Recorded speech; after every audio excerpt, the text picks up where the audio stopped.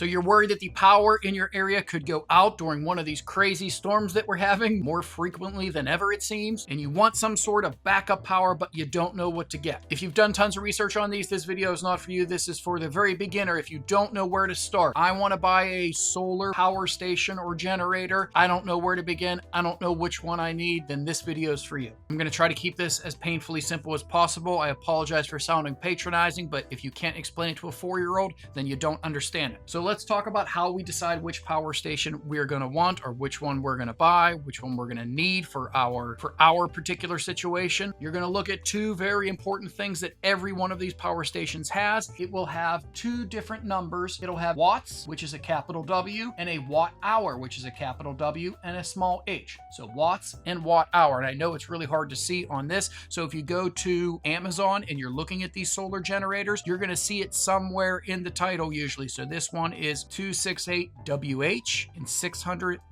You can also look down in the About Us, but it's usually right on the machine. Like you can see here, it's just right on it. It's the EB3A is the model of this Blue Eddy, the specific one. 600 watts, 268 watt hours. So what do those two numbers mean? This is as simple as I can make it, I think. Watts is what types of things you can plug into this. How many things you can plug in and what types of things you can plug into this. And the watt hours is once you plug those things in, how long can you leave them running with this battery? That's it. The watts is what are you plugging in? The watt hours is how long can you run that thing? So let's use this as an example. It's a 600 watt power inverter. So you can plug in up to 600 watts and run that continuously. So let's say your refrigerator is 300 watts. Well, that's under the 600 watts. So you could run it with this theoretically. But how long could you run it? Well, there's only 268 watt hours. And if you're running something that's 300 watts, you're not even going to be able to get 1 hour out of it. So you're going to get less than an hour running a refrigerator on this, but more on that in a second. And how do you know how much your appliances take? How do you know how much your TV takes? Well, you buy a simple watt meter on Amazon. They're painfully simple. I'll have a link in the description below. Go grab one of these. They're very reasonably priced. You plug this into the wall, and then whichever thing you want to test, you plug it in here and just run it like normal, and it'll tell you how many watts it is. I use things this size for camping. I usually use them just to keep our cell phones charged for the weekend, and it's plenty for that. But I also use this as a backup to my Wi-Fi. So when my electricity goes out, I can have this plugged into the wall, and I can have my router plugged into this. So while there's electricity running, no problem. It's the same setup as you have in your house. But when my electricity goes out, the power from this battery keeps my Wi-Fi running, even though I have no actual power because the power went out. It's called a UPS, or an uninterrupted power supply. So that's what I use this for. And my router is only about 5 watts. That's it. That's all it takes electricity wise in order to run it. So it is under the 600 watts because it's 5. And if there's 268 watt hours, that means 268 watt hours divided by 5 watts. I can run this for 53.6 hours, which if you divide that by 24 hours in a day, that's essentially 2.23 days. So 2.25 days, I can have my Wi-Fi going. So if my electricity goes out, my Wi-Fi stays on for another 2.25 days because of a unit like this. And if that's what you're buying a power station for, then I would recommend something this small. Small amounts of wattage, 500. You know, this one's only 300. But the watt hours, how long you're going to be able to run that thing, 268 watt hours, very low, but these are reasonably priced. Once you start getting up into much bigger things, this you can put in 600 watts worth of things. So like 2 refrigerators, maybe. This thing is 3,600 watts. And this doesn't tell you the watt hours, but if you go online, you can see it. It's a little over 3,000 watt hours.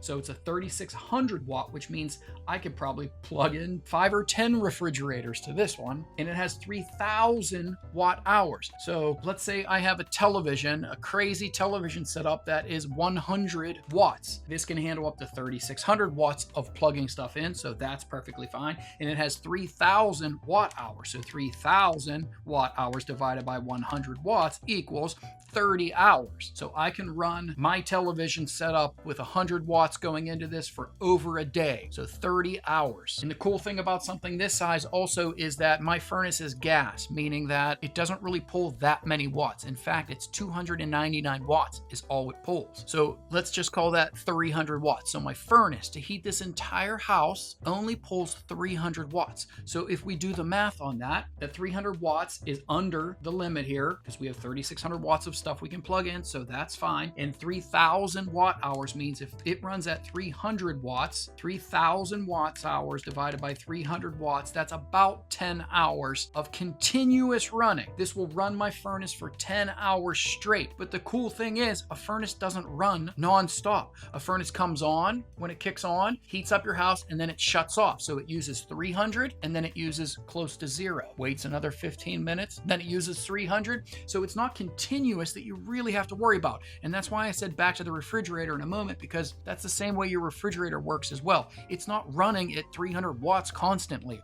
or 150 watts, whatever your refrigerator runs at. It's not running at that constantly. It's going up and down. So that 10 hours is pretty unrealistic. I'm not going to get only 10 hours. I would only get 10 hours if my furnace ran non-stop and never shut off. But since it does shut off, let's say it only turns on half of that hour. Well, then we could double that. This could potentially run my furnace for 20 hours then. So if my electricity goes off in the middle of the night, I don't have to go outside and start a gas generator or panic. All I have to do is unplug my furnace. I have a video on that if you want to understand how I did that, but I can just unplug my furnace, plug it into here, and probably get a day worth of my furnace running without doing anything. And I can worry about it tomorrow, or I can go fill up the gas generator tomorrow to refill this. So I hope that was a little bit of a simplified answer that could help you decide what you want. So go on Amazon, grab one of these things, plug it into the things that you want to keep running in a power outage. Plug it into your laptop, plug it into your cell phone, plug it into your Wi-Fi router, plug it into a refrigerator. If you have a gas furnace, plug it in there and see how much wattage it's using. Decide what the important things are that you want to run while the power is out. Figure out how much wattage that is. Let's say it's 1,000 watts worth of stuff that you want to plug in. Well, then you're not going to want to get something like this because this only handles 600 watts worth of stuff to plug in. I would also recommend sizing up a little bit. Let's say you do have 1,000 watts worth of things that you want to plug in during a power outage. Don't get a 1,000 watt power station because you're really right at the cusp. If you accidentally plug anything else in, you could hurt the system. If you have 1,000 watts worth of stuff, I would recommend getting at least a 1,500 watt power station. If you have 1,500 watts worth of stuff that you want to plug in, I would at least get a 2,000 watt power station then. Always size up a little bit in my opinion. But there you go, just do the math. How much stuff am I going to plug in? That's the capital W, the 600 watts worth of stuff. And how long do I want that stuff to run? That's the watt hours. And you just divide 268 watt hours divided by however many watts you're going to try to put in there. That's going to tell you how long this thing's going to run. So hopefully that helped. And I have links below to the different brands that I recommend, and I recommend them for multiple reasons. One, I either use them and recommend them that way, or two, I am really chronic researcher and I watch tons and tons and tons of reviews on tons and tons of different things. So there are lots of very positive reviews that I've seen on the brands below. So if you are interested in buying some of those, that'll take you to their brand page, and then you can look through and kind of pick a different power station depending on your wattage needs and your wattage hours needs. And if you want to see how I made my furnace so that you can unplug it and plug it into one of these, I will put a link to that video somewhere here. I think you should check that one out. It's pretty cool.